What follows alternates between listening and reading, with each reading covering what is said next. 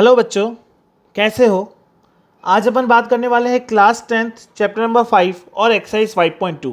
अपन एक video already बना चुके हैं इसके ऊपर। अगर वो आपने नहीं देखा है तो उसका लिंक आपको आई बटन में और वीडियो के डिस्क्रिप्शन में ज़रूर मिल जाएगा, तो वो ज़रूर देखें, क्योंकि हम एक्सरसाइज 5.2 उसके अंदर स्टार्ट कर चुके हैं और स्टार्टिंग के 7 क्वेश्चन हम सॉल्व कर चुके हैं।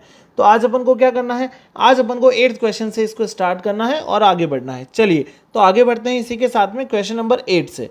तो क्वेश्चन नंबर 8 देखो क्या था बच्चा, an AP consist of 50 terms. तो नंबर ऑफ टर्म्स यहाँ पर देखिए कितनी दे रखी है, 50। तो क्वेश्चन नंबर 8 हमारा जो एन है वो यहाँ पर हो गया 50।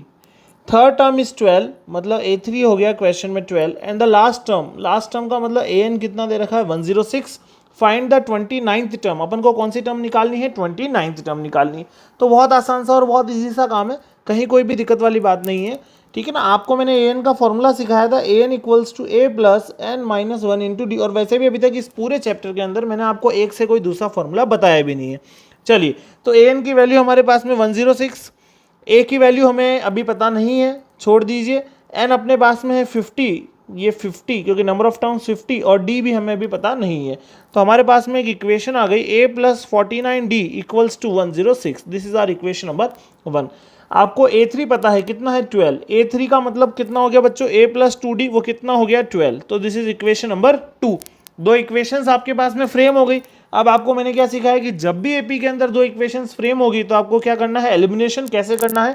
Equation number 2 minus equation number 1, 1 minus 2 करे चाहे 2 माइनस 1 करे, कोई फर्क नहीं पड़ता है। चलो अभी 1 माइनस 2 कर दो, माइनस का लफड़ा नहीं रहेगा इसी के साथ में।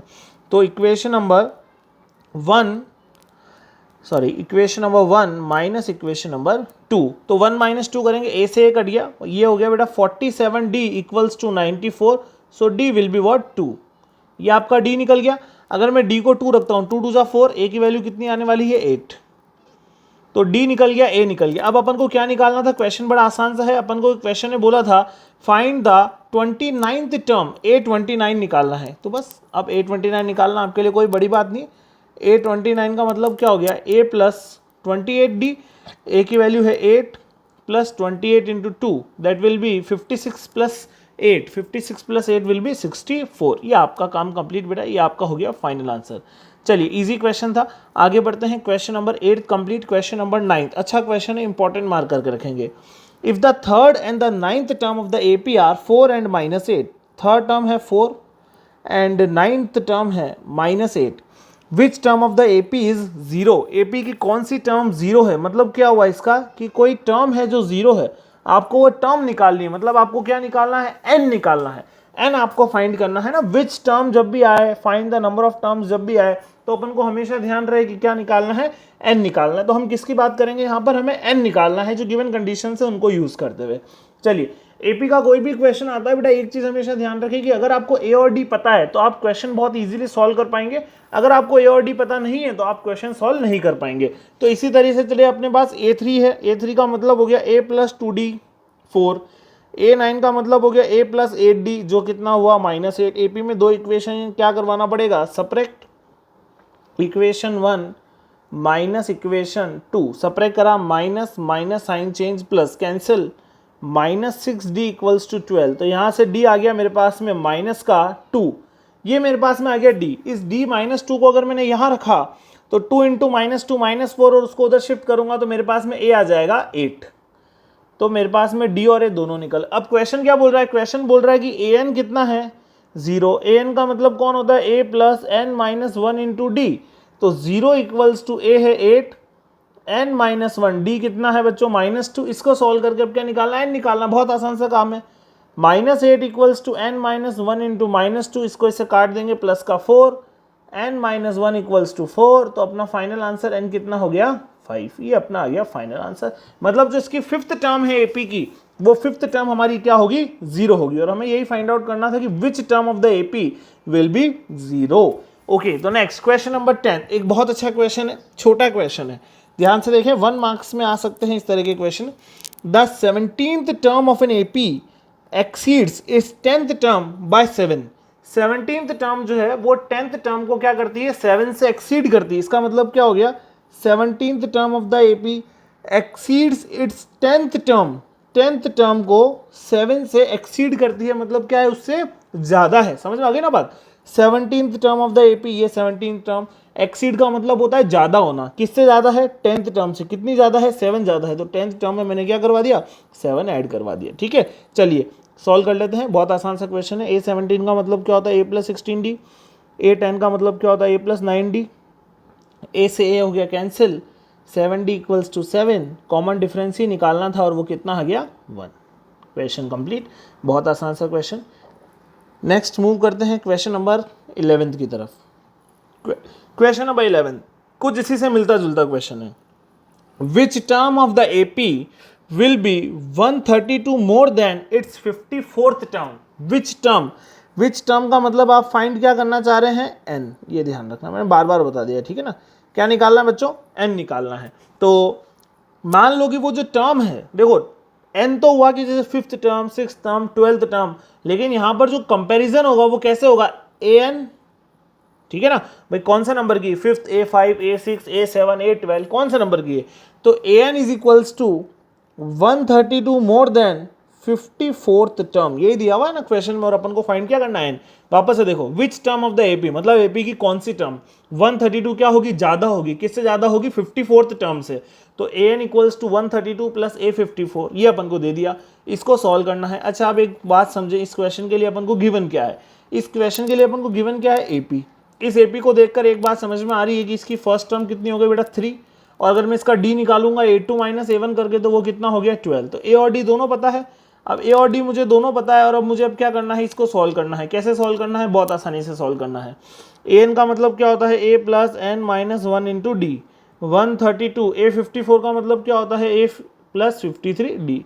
ए से तो हो गया कैंसिल, डी की वैल्यू है 12 जो अपन यहाँ पर पुट करेंगे, तो यह मेरे पास आ जाएगा n minus 1 into 12 equals to 132 plus 53 into 12। अब इसको थोड़ा इजीली सॉल्व कैसे करना है, ये चीज मैं आपको सिखा रहा हूं। ये थोड़ा सा ध्यान से देखें, यहां पर जो चीज मैं आपको बता रहा हूं इस पर थोड़ा सा फोकस करें।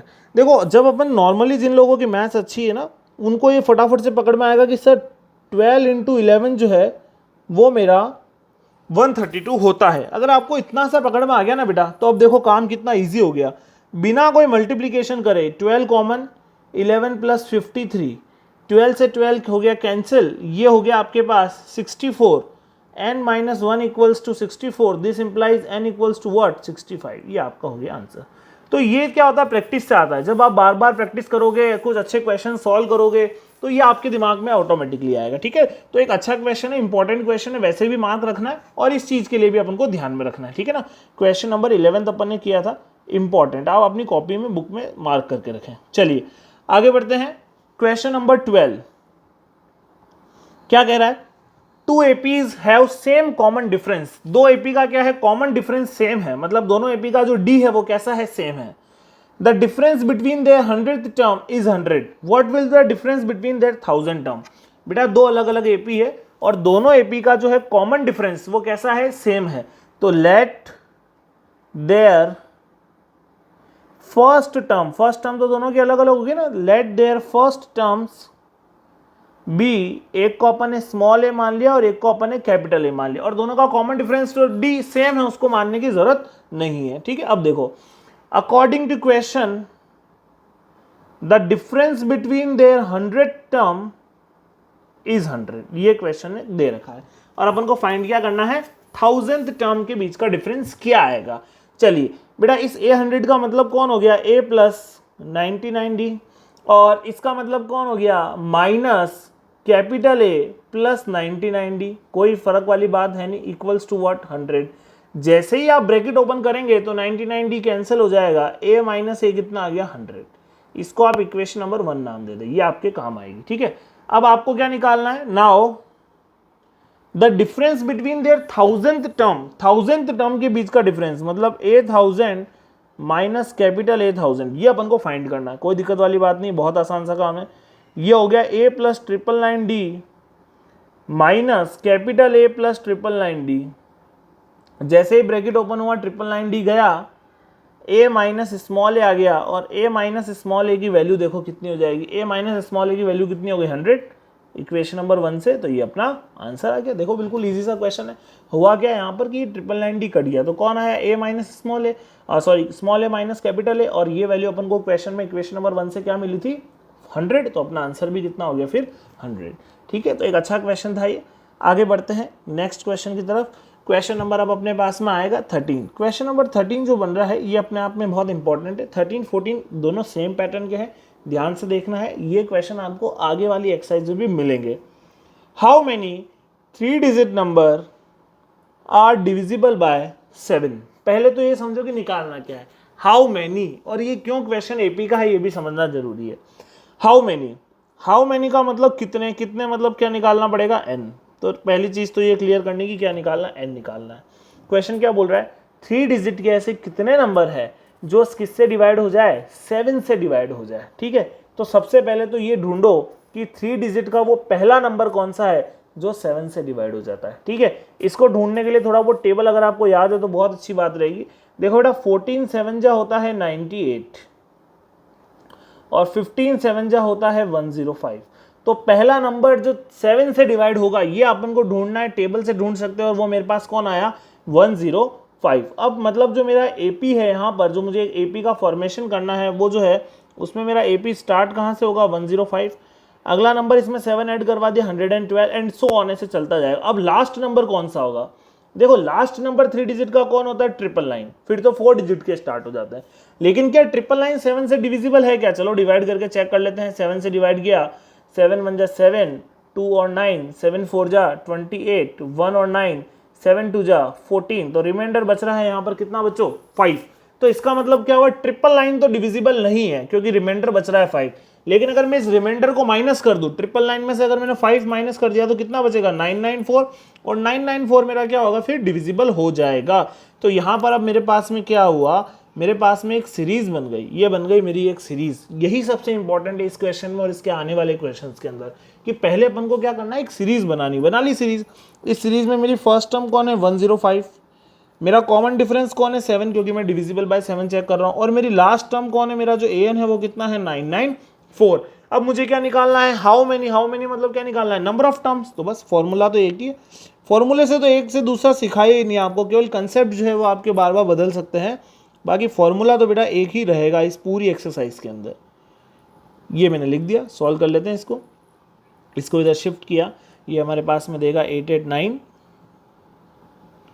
ठीक है ना, 889 आ गया। इसको माइनस करने से अब 7 से डिवाइड करवाया, 7 1 जा 7, 7 2 जा 14, 7 7 जा 49, तो यहाँ से n की वैल्यू कौन सी हो गई 128। मतलब ऐसे 3 डिजिट के 128 नंबर्स है जो क्या होंगे 7 से डिविजिबल होंगे। अब बिल्कुल सेम कंसेप्ट का नेक्स्ट क्वेश्चन है, जिसको इसमें थोड़ी बहुत दिक्कत रही है वो अगला बिल्कुल ध्यान से देखेगा। Question number 14, how many multiples of 4 lie between 10 and 250। 10 और 250 के बीच में 4 के मल्टीपल चाहिए। 4 के मल्टीपल मतलब जो 4 से डिवाइड हो जाए। ध्यान रखना मल्टीपल लिखे चाहे डिविजिबल लिखे, आपको कभी कंफ्यूज नहीं होगा, दोनों बातें क्या होती है बेटा सेम होती है। तो देखो 10 तो होता नहीं है, क्या 11 4 से डिवाइड होता नहीं होता, कौन होता है भाई 12। तो स्टार्ट कहाँ से हुआ 12, 12 के बाद कौन होगा 16, 16 के बाद कौन होगा 20, बहुत सारे होंगे सब नहीं लिखने हैं। क्या 250 डिवाइड होता है, चेक कर लेते हैं। वैसे तो होशियार बच्चे हो, ज़्यादा ये सब चीज़ें करने की तुमको जरूरत नहीं है। 4 2 जा 8, रिमाइंडर कितना बचेगा 2, मतलब क्या हुआ 250 तो डिवाइड नहीं होता, लेकिन अगर मैं से उसमें 2 माइनस कर दिया तो वो डिवाइड हो जाएगा। मतलब कौन डिवाइड होता है 248। ये सबसे पहले पकड़ना जरूरी है, ठीक है। अब तो तुमको आ गया होगा, सर ने अभी थोड़ी देर पहले ही बताया था, कोई नया काम नहीं। इसकी फर्स्ट टर्म कितनी हो गई 12, इसका कॉमन डिफरेंस कितना हो गया 4, और इसका an कितना हो गया 248। an का फॉर्मूला क्या होता है a plus n minus 1 into D. an की value 248, 12 plus n minus 1 into 4, ठीक है। कर लेते हैं सॉल्व। 12 इधर भेजा 236, 4 से डिवाइड करवाया, 4 5 जा 20 एंड 4 9 जा 36। तो बेटा यहाँ से n कितना आ गया अपने पास में 60। ये हो गया अपना फाइनल आंसर। बिल्कुल आसान सा कंसेप्ट है। चलिए आगे बढ़ते हैं। अब आपका नेक्स्ट क्वेश्चन, क्वेश्चन नंबर 15। क्या क्वेश्चन है, for what value of n the nth term of the both APs will be equal। n की ऐसी क्या वैल्यू होगी जिसके लिए दोनों की nth टर्म इक्वल होगी। ये देखो, एक का स्मॉल में रख लो, एक का कैपिटल में रख लो। दो अलग अलग AP है, दोनों की फर्स्ट टर्म आपको अलग अलग दिख रही है, दोनों का कॉमन डिफरेंस देखो, इधर है 2 इधर है 7, दोनों का कॉमन डिफरेंस अलग अलग दिख रहा है, इस बात का ध्यान रखो। और अब देखो इसका formula a plus n minus one into D, इसका formula capital A plus n minus one into D. किसी के मन में डाउट आ सकता है कि सर आपने a और d को तो अलग अलग कर दिया लेकिन आपने n को अलग अलग क्यों नहीं किया?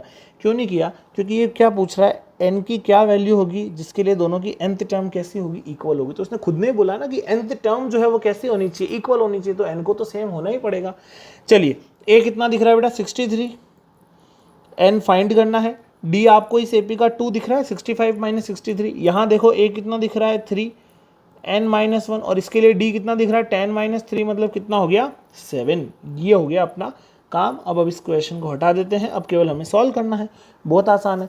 3 को इधर लाओ, कितना बचेगा 60, 2n minus 2 equals to 7n minus 7। ठीक है, शिफ्टिंग करवा देते हैं, माइनस का 7 जब इधर आएगा तो प्लस का हो जाएगा, तो ये हो गया 65, इसको उधर भेजा 5n, तो यहाँ से मुझे n की वैल्यू कितनी मिली 13, आ गया answer.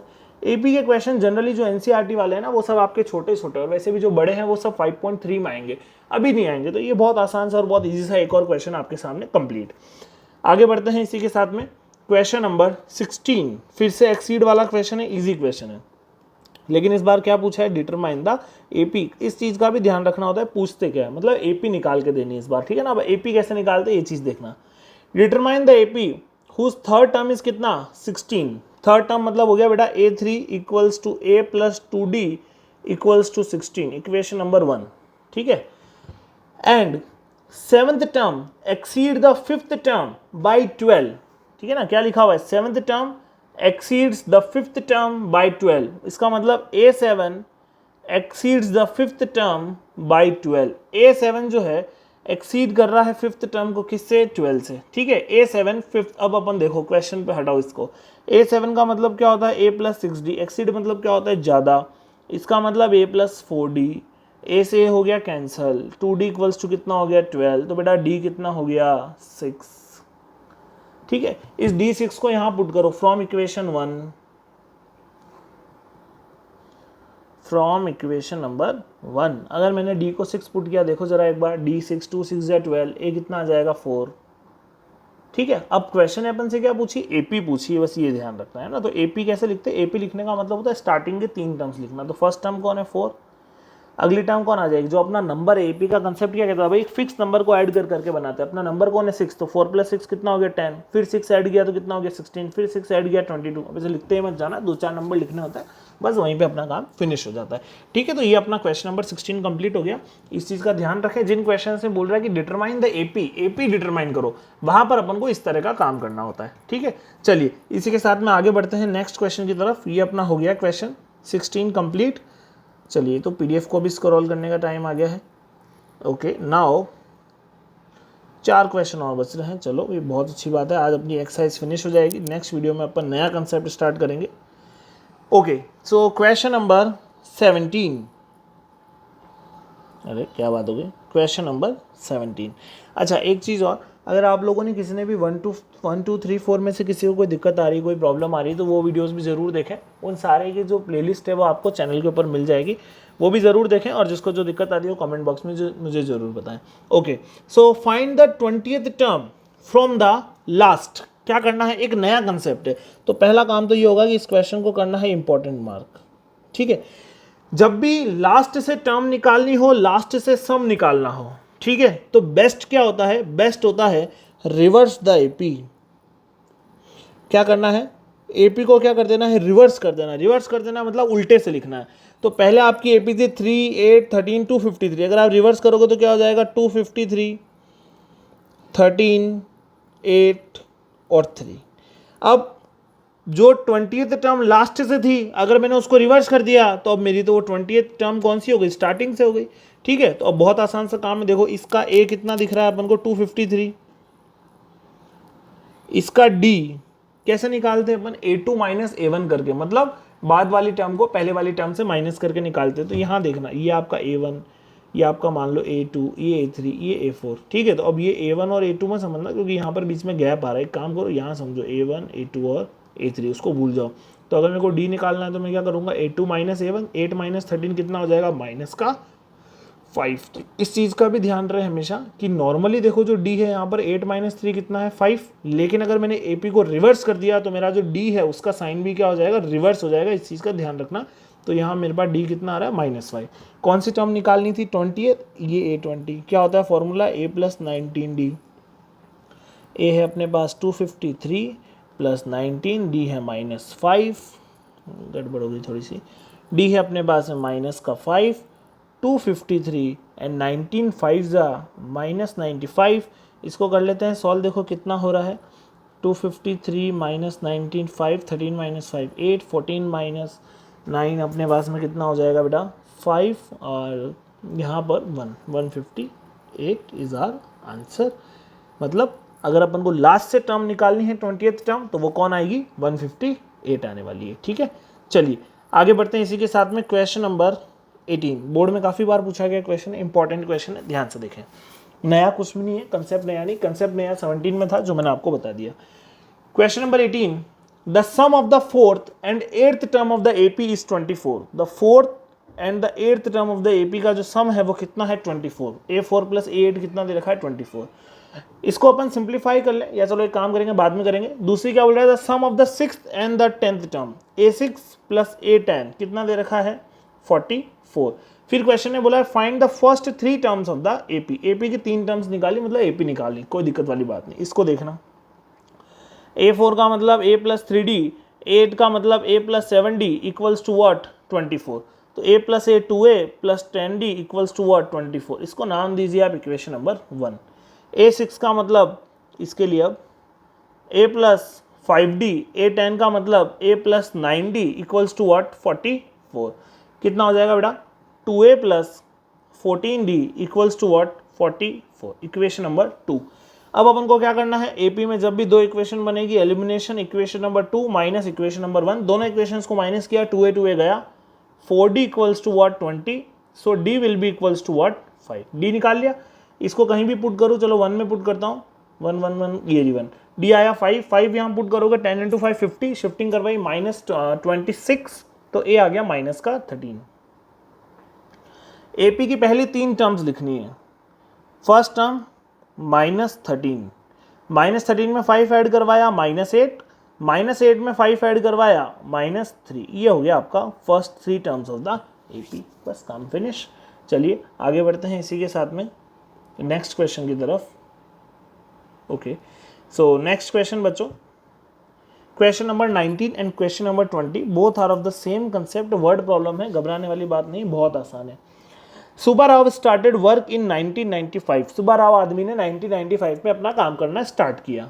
Eight the annual salary of ₹5000, और उसकी जो उस टाइम पे एनुअल सैलरी थी वो कितनी रुपये थी, 5000 रुपये थी। And received an increment of ₹200 each year, और हर साल उसको क्या हुआ 200 रुपये का क्या मिला बेटा, इंक्रीमेंट मिला। तो क्वेश्चन ये पूछ रहा है कि कौन से साल में उसकी जो इनकम है वो कितनी हो जाएगी 7000। पहली बात तो ये समझना, जब एग्जाम में क्वेश्चन आएगा कि एपी का क्यों है, एपी का क्यों है क्वेश्चन, क्योंकि यहाँ पर क्या हो रहा है कि एक फिक्स्ड नंबर है, वो फिक्स्ड नंबर क्या हो रहा है, इंक्रीज हो रहा है। ठीक है, तो यहाँ पर क्या हो गया बेटा कि स्टार्ट कहाँ से किया था उसने 5000 से, 200 का उसको इंक्रीमेंट मिला, फिर 200 का मिलेगा, और ऐसे करते करते वो कहाँ तक जाने वाला है 7000 तक। अपन को निकालना है 7000 कौन से ईयर में पहुँचेगा। समझ में आ गई बात। इसके लिए ए कितना हो गया 5000, डी कितना हो गया 200, और ए एन कितना हो गया 7000। ठीक है, ए एन की value a + n - 1 into D. A N का फॉर्मूला 7000, 5000, n - 1 200। बेटा उसको उधर सब भेजा, 2000 equals to n - 1 into 200, n - 1 equals to आ गया 10, n equals to what 11। But ये आंसर नहीं, उसने पूछा है कि कौन से ईयर में होगा। बेटा काम करना कब स्टार्ट किया था 1995 में, उसमें अगर 11 जोड़ दोगे तो कितना आएगा 2006। इसका मतलब 2006 जो ईयर आएगा उसके अंदर उसकी सैलरी कितनी हो जाएगी 7000 हो जाएगी। समझ में आ गई बात। एनुअल सैलरी ये ध्यान रखें, जो कि बहुत कम है, बेचारे का शोषण हो रहा है। चलिए question number 20, Ramkali saved ₹5 in the first week. बिल्कुल सेम कंसेप्ट है, देखना 5 रुपये बचाए सबसे पहले, और फिर उसने क्या किया कि उसने 1.75 से उसकी वीकली सेविंग्स को बढ़ाया, ठीक है। तो 5 में 1.75 जोड़ दिया तो 6.75 एंड सो ऑन, ऐसे वो बढ़ाती गई और एक टाइम पे जाके उसकी कितनी हो गई 20.75। अपन को बताना है कि ऐसा कौन से सप्ताह के अंदर होगा। तो ये अपना लास्ट क्वेश्चन और इजी सा क्वेश्चन, यहाँ पर ए हो गया 5, डी कितना हो गया 1.75 और जो अपना ए एन है वो कितना हो गया 20.75। कैलकुलेशन थोड़ी सी आपको यहाँ पर परेशान कर सकती है, वैसे आप बड़े बच्चे हो और होशियार बच्चे हो, दिक्कत वाली बात तो है ही नहीं 1% भी आपके लिए। Equals to A plus N minus 1d, तो ए एन जो है वो मेरे पास में यहाँ पर हो गया 20 plus 7.75 5 plus N minus 1 into 1.75। Shifting करवा दें, इसको इधर भेजा 15.75 इक्वल्स टू एन माइनस 1, ठीक है, यही बचेगा मेरे हिसाब से। 5 को इधर भेज दिया और मल्टीप्लाइड बाय 1.75, डिवाइड करवा दे बेटा। 15.75 divide by 1.75 equals to what, N minus 1। इसका भी पॉइंट हटाए नीचे 2 0, इसका भी पॉइंट हटाए नीचे 2 0, दोनों आपस में कट जाएंगे तो कोई प्रॉब्लम वाली बात है नहीं। ये जब आप डिवाइड करेंगे 9 टाइम्स डिवाइड हो रहा है, देखो 175 इंटू 9, 9 5 जो 45, 4 गया कैरी, 9 7 जो 63 और 4 कितना हो जाएगा 67 6, और ये तो 9 टाइम्स पूरा पूरा कट गया। तो यहाँ से n की वैल्यू कितनी आ गई 10। इसका मतलब क्या हो बेटा, 10th वीक के अंदर जो उसकी वीकली सेविंग्स है वो कितनी पहुँच जाएगी 20.75। तो इसी के साथ में आपकी एक्सरसाइज 5.2 कंप्लीट। जिन बच्चों ने पुरानी वीडियोस नहीं देखी है उनको सबको लिंक मिलेगा डिस्क्रिप्शन के अंदर, सब जने देखें, सॉल्व करें, कहीं कोई दिक्कत आती है तो मुझे बताएं। इसी के साथ में बेटा अपनी 5.2 कंप्लीट हो गई। अब आने वाली वीडियोस में अपन नए कंसेप्ट सीखेंगे। चैनल पे नए हैं तो सब्सक्राइब जरूर करें, और अगर आपके कोई भी डाउट्स है या आप कोई भी सजेशन है तो आप मेरे को ज़रूर पहुँचाएं, कमेंट बॉक्स के थ्रू पहुँचाएं। ओके, थैंक यू बच्चों।